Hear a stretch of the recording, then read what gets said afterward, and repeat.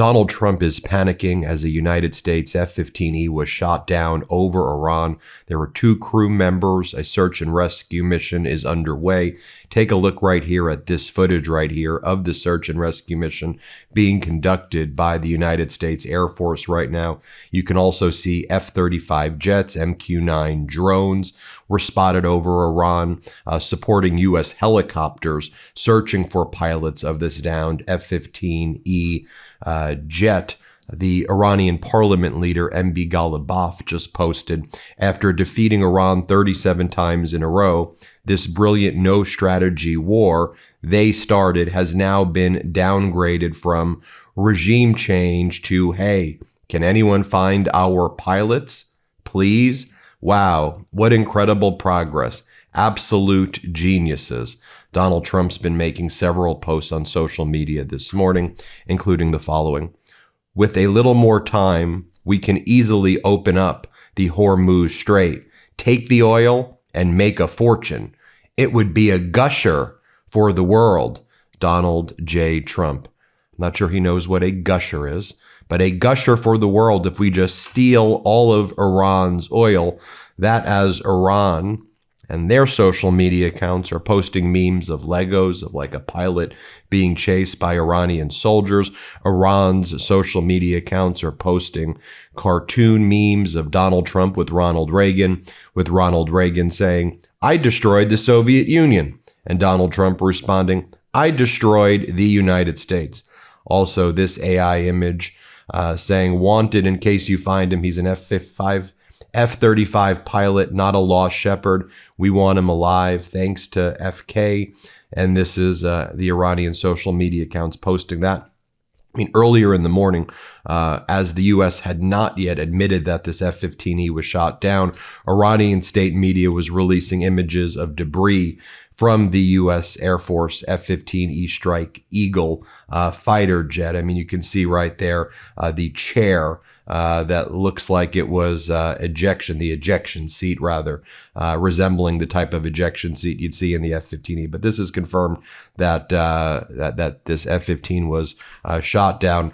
Iran's state-run Mehr news agency called on Iranian civilians to help capture the pilot and weapons officer of the American F-15E strike. And also, we heard from Israel's Channel 14 that at the moment, Israel will not be aiding the U.S. Air Force attempts to rescue the downed pilots. We're learning more information right now. Does seem good news. The U.S. Special Forces have located one of the crew members of that downed F-15E Strike Eagle and rescued him alive in southern Iran, while Israel has canceled additional planned strikes in Iran so as to not hamper the ongoing search and rescue efforts for that second crew member, which is underway. Meanwhile, Iranian social media continues to make these posts. Here's a post by one of the Iranian social media accounts showing all the U.S. top generals and admirals who were just fired by Pete Hegseth or who had been fired by Hegseth over the past year or so. You know, I mean, Hegseth took a sledgehammer to the Joint Chiefs. I mean, he's fired, 3 or 4 member of the Joint Chiefs of Staff, some of the top generals, some of the most respected Army officers, Navy officers, Coast Guard, Marines, Army Rangers.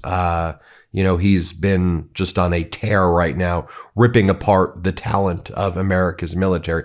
It's just also fascinating when you go back and you see what tyrants and dictators did in the past. And you look at Nazi Germany, for example, where, Hitler and Hitler's inner circle would always get very jealous of the top generals there. And they would fire their top generals and their top people who they deemed not sufficiently loyal to them. And it kind of fits this pattern of malignant narcissism and self-destructiveness, that we see in these authoritarian personalities.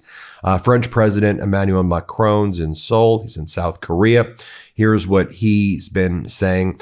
Our objective is not to be the vassals of 2 dominant powers. We don't want to depend on the dominance of China, and we don't want to be too much exposed to the unpredictability of the United States. That was French President Emmanuel Macron's speech in South Korea, where he's taking a state visit. Just fascinating, the language being used. Two dominant powers, China, the U.S. We don't want to depend on the dominance of China, nor do we want to have to rely on the unpredictability of the U.S. That's how the U.S. is being viewed right now. He says, we do not consider climate change a crazy idea. It is based on science. It does exist, and it needs to be fixed. French President Emmanuel Macron went on to say, there is room, space to build new cooperation between Korea and France. In order to have such an agenda shared by Korea and France, and bringing with us other Europeans, Canada, Japan, India, Brazil, and Australia, you start having sort of a third way. Those who don't want to be dependent on China or aligned by definition with the U.S., we form our own alliance right now, and we all join forces together, what French President Macron is saying. Macron also says, look, he says, Iran's a very bad regime. No discussion about that. I disagree with them on a lot of topics, but I don't believe that we will fix the situation just by bombings or by military operations. Look at what happened with this type of operation in Iraq and Afghanistan and Libya. We never deliver, never, even after 20 years. So you have to respect the sovereignty of people. If people want to change a regime, they want to react, step up, they can do so. It's not for nations to be engaged in regime change in the international order. While all of this is taking place, Donald Trump has officially introduced his $1.5 trillion military budget, taking away from social programs, Medicare, Medicaid, hospitals, other critical program that people rely on, to shift all that money to the military and the military-industrial complex. Just by reference, as our editor-in-chief Ron Filipkowski pointed out this morning, in 2024, the defense budget was $841 billion. Now for 2027, Donald Trump wants it to be $1.5 trillion, and he slips in there things like this. The Trump regime is asking Congress for a $152 million allocation to begin rebuilding Alcatraz as a state-of-the-art security prison. I mean, what the hell are we doing right there? They keep on pushing some of the worst, despicable, weird propaganda out there. You had Caroline Leavitt speaking at my alma mater, undergrad. I went to undergrad at GW. I went to law school over at Georgetown Law. But Caroline was speaking at George Washington University. And here's what she was saying last night in her speech and her discussion about Trump and the regime. Here, play this clip. So my advice would be to encourage everyone in this room to try to be the most well-read person in every room that you're in. That was a piece of advice one of my predecessors, Dana Perino, gave to me before I took this job. She said, you always want to be the most well-read person in the room. And I try to be every day. But Donald Trump always is. That man does not miss a story, let me tell you. He's always reading the papers and watching the TV. He doesn't miss anything anyone says. Meanwhile, this morning, Kevin Hassett, one of Donald Trump's chief propagandists, was on state regime media, which calls itself Fox.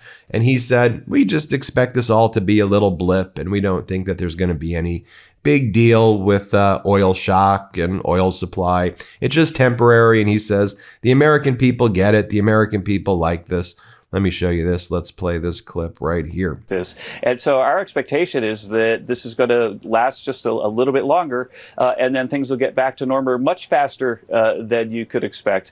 The bottom line is, though, that we've taken every possible measure to minimize the disruption along the way. We have our eyes on the horizon, but we're also watching, what's going on in the surf right now. And so, for example, we've released a strategic reserve. It's the second largest release of the strategic reserve. We also got jobs numbers this morning. The U.S. economy, good news about job numbers. The U.S. economy added 178,000 jobs in March, where the expectation was supposed to be 65,000. So that means the unemployment rate fell to 4.3%, below expectations of 4.4%.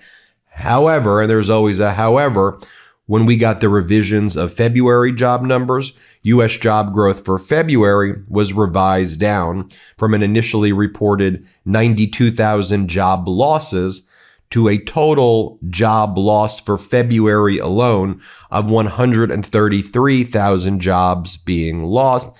So if we look at the revisions that we've been seeing, and we expect March to be revised down as well, which we do, plus the heavy revisions in February, there's really been no net job gains yet again over the course of this year. And frankly, throughout the Trump regime, very little job gains taking place at all. We'll keep you posted every step of the way here on the MeidasTouch network. We'll be getting updates as well on this plane being shot down, on the search and rescue efforts, on Donald Trump's post this morning where, think about the despicable post he makes. With a little more time, we can easily open the Hormuz Strait, take the oil, and make a fortune. It would be a gusher for the world. This is some demented, evil, war criminal stuff right here. We'll keep an eye on everything throughout the day. Hit subscribe. Help us get to 7 million. We appreciate you so much. Want to stay plugged in? Become a subscriber to our Substack at MeidasPlus.com. You'll get daily recaps from Ron Filipkowski, ad-free episodes of our podcast, and more exclusive content only available at MeidasPlus.com.